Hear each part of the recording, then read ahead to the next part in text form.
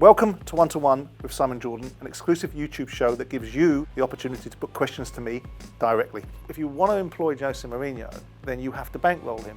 Leave your questions in the comment sections below and I will tell you exactly what I think.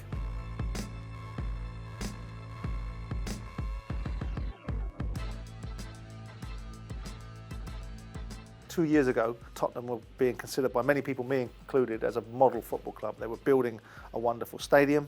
They had a great team. They had a very progressive manager. Go forward 2 years. Unlike most things, they go in cycles. And Spurs are in a difficult position now because they've got a very high-profile manager and, in my view, a low-performing team. So I think, of course, you've got to hold people accountable. If you want to employ Jose Mourinho and you want to trouble the top four, then you have to bankroll him. If they don't, you're going to have to hold Daniel accountable. But you also have to look at transfers like Gareth Bale, and I think you categorically have to hold Daniel accountable for those because I think they're bad business on Spurs' part, and those are very rarely things that Daniel does.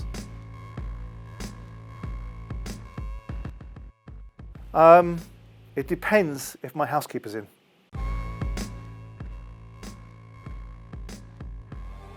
It's difficult because, with the greatest respect in the world, and I mean this with the greatest respect in the world, you can't polish a turd.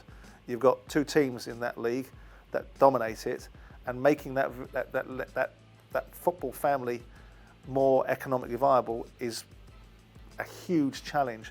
But I do think that things could be done better. I think there's a lack of professionalism. I think there's an amateurish perspective on the way that they've handled recent events. So I'd look for it to be more dynamic in its thinking, more ambitious and more expansive, but actually suggesting what I could do when the main problem is how much money comes into that game is the $64 million question that most people can't answer.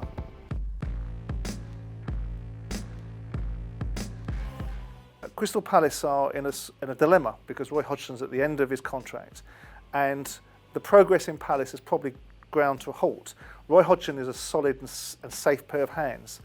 But like most things, there's a need for ambition if you want to attract better players. You've got a number of conundrums. You've got a variety of players out of contract. You've got Wilfried Zaha, which is the eternal circle that you've got to square because he wants to move on, but he's got a longer-term contract and no one will meet his valuation.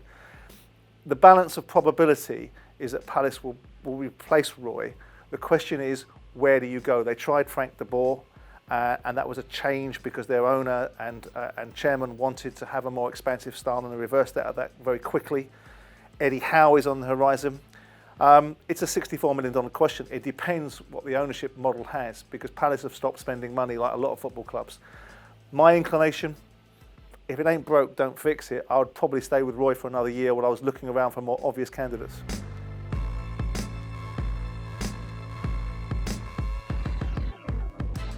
I mean, Bosman as a serious subject was a game changer for football.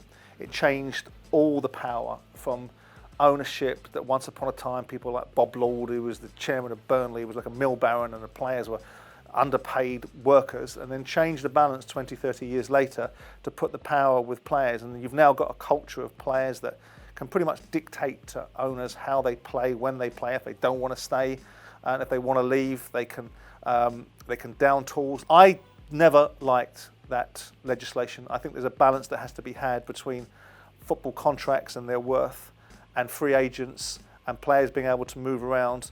But it's a very difficult one because you can't unring a bell.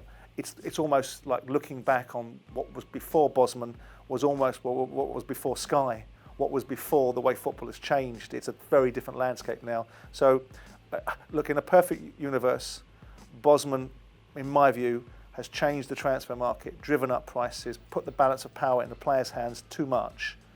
But prior to that, it was a very different landscape. So there's no definite answer to that. I personally, Bosman, no, I didn't like it.